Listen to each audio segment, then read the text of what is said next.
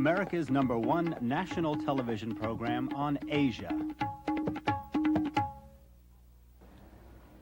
Hello, I'm Yue-Sai Kan. The city of Malacca began innocently enough with a Sumatran prince who landed here in the late 14th century. Resting under a Malacca tree, he noticed a small white mouse deer kicked one of his dogs into the river. Impressed by the deer's courage, he decided to build the city of Malacca on that spot. Little did he know that his city, nothing more than a fishing village at the time, would become one of the world's richest seaports. Join us for a look at Malacca, a city that was a famous name in history and legend, long before many of the modern world's well-known cities were even dots on the map. China today. Experience the excitement and wonder with CAAC, the national airline of the People's Republic of China. CAAC flies to China more frequently than any other airline, with non-stop service from San Francisco. Flights also originate from New York and Los Angeles. Experience China today with CAAC. A quick look at a map almost tells the whole story. Described by one historian as a gullet through which sea and land traffic in either direction must pass, the Strait of Malacca linked the trade routes of China and India. Located at the very heart of the fabled spice trade, control of the strait has preoccupied rulers in the area for at least 2,000 years. The spice trade was very prosperous, and because of it, the early development of the Malay Peninsula illustrates how an international economic system worked 1,500 years before the invention of modern transportation and communication. The sea was more of a highway than a barrier to the exchange of peoples, goods, and ideas, and the Strait of Malacca was the main toll road. To look at the river nowadays, you wouldn't know it, but the early history of the entire area is filled with the rise and fall of kingdoms that fought to stay in control of the lucrative spice trade. By the late 7th century, the powerful kingdom of Srivijaya across the Strait of Malacca on the island of Sumatra had established a monopoly that would last until the 14th century.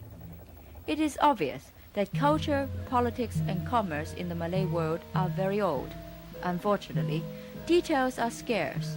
Little is known of early Malaysian history until the establishment of Malacca in the opening years of the 15th century by an errant Sumatran prince. His name was Parameswara, and when he arrived in Malacca, it was nothing more than an ordinary fishing village. Parameswara was on the run at the time, having just killed a political rival. To get a better idea of what is considered to be the official beginning of Malaysian history, we asked the Director General of Malaysia's National Museum, Dato' Sharom Yuk, to explain. He was a refugee. He assassinated the Siamese ruler in Temasek or in Singapore. He escaped to Malacca, and therefore he had to find somebody who would recognize his position. And he pledged the alliance to China, and China gave Malacca protection. And Parameswara sent his envoy to China and then the result was that in 1405 the emperor recognized Parameswara as ruler of Malacca. In its heyday, Malacca was a booming, wide-open trade center of 100,000 people. Malacca's legendary prosperity inspired one writer to boast that no trading port as large as Malacca is known. Goods from all over the east are sold here. Goods from all over the west are sold here. It is at the end of monsoons where you find what you want, and sometimes more than you are looking for. During the 15th century, Malacca became the center of the world's spice trade, and because of the vast wealth associated with it, Malacca drew together an exotic mix of wildly divergent people, traders and merchant sailors mostly, who brought their religions and customs with them from their homelands. Over the years, Malacca became a melting pot of people and places. Probably the most remarkable example of Malaysia's cultural diversity can be found right here in Old Malacca, on a centuries-old street aptly nicknamed Harmony Street. Within stone's throw of one another, you can find three completely different and utterly unique places of religious worship. Harmony Street is a journey back in time. It's an utterly unique but confusing mixture of sights and sounds. Luckily, we met Robert Tan, a well-respected guide, lecturer, and pioneer in the tourism industry of Malaysia, who helped us unravel the tangle of history to be found on Harmony Street. One of our first stops was the Chang Hun Tang Temple. Evergreen Cloud Temple. And this temple is very, very unique. You have got the three beliefs under one roof. It's Buddhism, Taoism, and Confucianism is blended into one. So this can be termed as a melting pot of the Chinese community in Malacca. So how old is this temple? This temple is 284 years old, and it was completed in 1704. Now, the main altar down here, Built completely with materials imported from China, the Chang Hun Tang, or Green Clouds Temple, is the oldest functioning Chinese temple in Malaysia. Filled with priceless wood carving and lacquer work, it's a monument to the enduring quality of Chinese religious beliefs.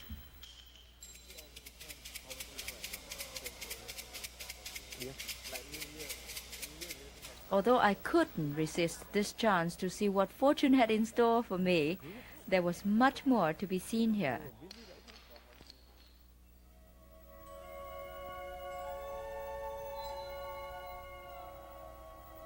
The faithful drown themselves in clouds of incense. The smoke is said to clear the mind for prayer, while the burning tip acts as a focusing guide to enlightenment. The murals on the eaves of the temple tell traditional stories of good and evil. This one shows the choice between the right and wrong roads in life. These tablets contain the ashes of honored ancestors. This is a Taoist belief. Necrolatry, or the worshipping of ancestors, is one way of keeping the spirits of the dead among the living. Only a few steps away in distance, but light years removed from the clutter and smoke of the Chinese temple, is Kampong Keling Mosque. What a difference a few feet make. There is a peaceful outdoor fountain made of cast iron, and decorative Portuguese tiles lining the steps and walkways.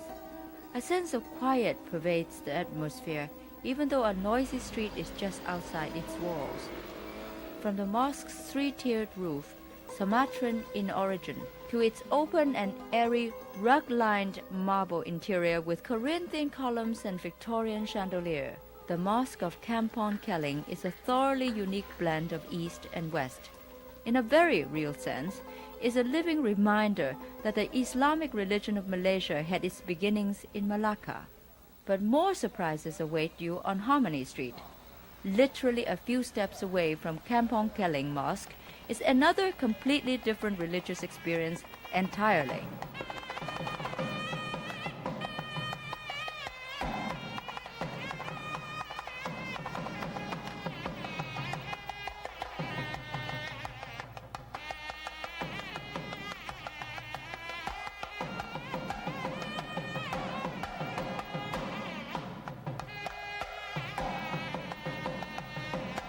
The temple of Sri Poyatha Vinayaga's noonday service might seem a trifle loud and raucous to the uninitiated, but Hindu ritual seems somehow right at home on Malacca's Harmony Street. After all, where can you find three completely different houses of worship on the same side of the street, living in peaceful coexistence over a period of centuries? It's kind of amazing. But life goes on here, in the street, in the temples, and in the houses, some of which are very old. Once again, our guide Robert Tan explains. And on to the right-hand side, perhaps you'd like to have a look down there. Now, the building down here is dated 1673. Now, this is the evidence that this street is 315 years old. And this building may, in all probability, be the oldest Dutch trading center down here. Now, as we continue down this street, what you'll be able to see, you'll find a lot of the antique shops. Walking along these time-worn streets gives you some idea of the legacy that's Malacca's gift to Malaysia and the world. Today, modern-day Malacca is still home to the descendants of Indians and Chinese who settled here over 500 years ago. History isn't in books here. It's alive and in living color all around you. When we come back, we'll take a floating look at why Malacca has been called the Venice of Malaysia.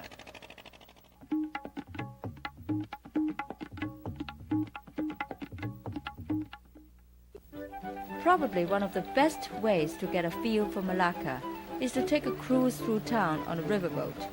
Once past the harbor section of the Malacca River, where sailboats from Sumatra still haul mangrove charcoal the old-fashioned way, it's easy to see why early Malacca reminded some visitors of Venice, Italy.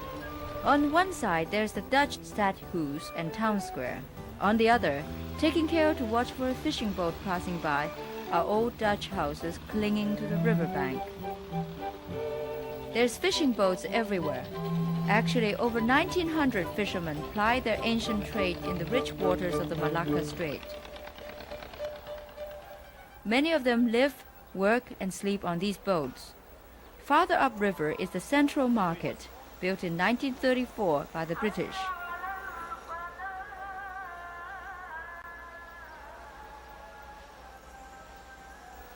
Right next to what the locals call the office blocks, a classic Malay kampong or village can be found.